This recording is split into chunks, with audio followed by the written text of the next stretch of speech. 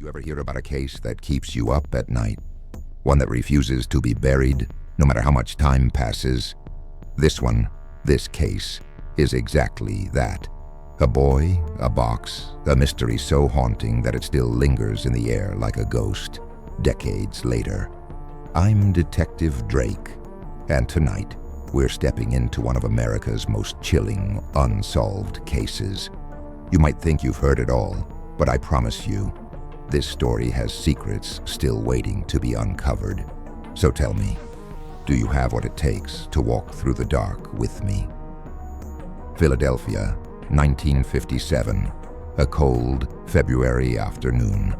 A cardboard box sits abandoned in the woods near Susquehanna Road. At first glance, it looks like nothing more than trash tossed aside. But inside was a boy. No name, no identity. Just a small, frail body, bruised and battered, wrapped in a plaid blanket. They say the dead don't speak, but I think this boy has been screaming for justice for over 60 years. The question is, who's been listening? The first detective on the scene thought it would be an open and shut case. Find a missing child report, match the description, track down the parents. Simple, right? But there was no missing report. No one ever came forward to claim him. Imagine that. An entire city, an entire country, and not a single person admitting to knowing this child. That's when this case turned from a murder investigation to a haunting enigma. Let's look at the evidence together. The box? It once held a bassinet from J.C. Penney. It was traced back to a store, but no record of who purchased it. The blanket? Cheap, mass-produced, impossible to trace. The boy himself? Malnourished, showing signs of past injuries. A bad haircut that looked like someone tried to hide his identity. But there was something else. His hands and feet were pruned, like he had been in water before being placed in the box. What does that tell you? Someone cleaned him up. Someone cared just enough, but not enough to give him life. Now let's talk theories. And I want you to tell me what you think in the comments.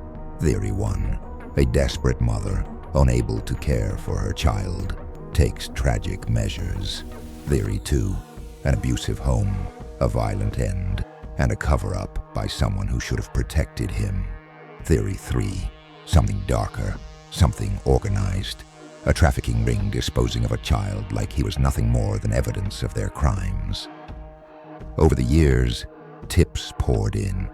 A woman named M claimed her mother bought and abused the boy before finally killing him in a fit of rage. But her story had inconsistencies, and no proof ever surfaced. DNA tests were done, exhuming the boy multiple times, but leads hit dead ends. Theories rose and fell like the tide, but the boy remained unidentified until 2022.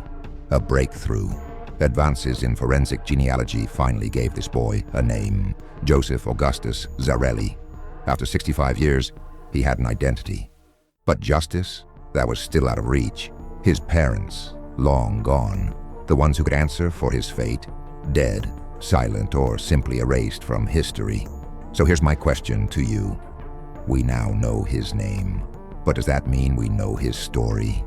The hands that hurt him, are they still out there?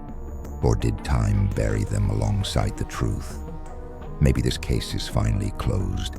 Maybe it's not. But one thing's for sure. The boy in the box still haunts America. And tonight, maybe he haunts you too.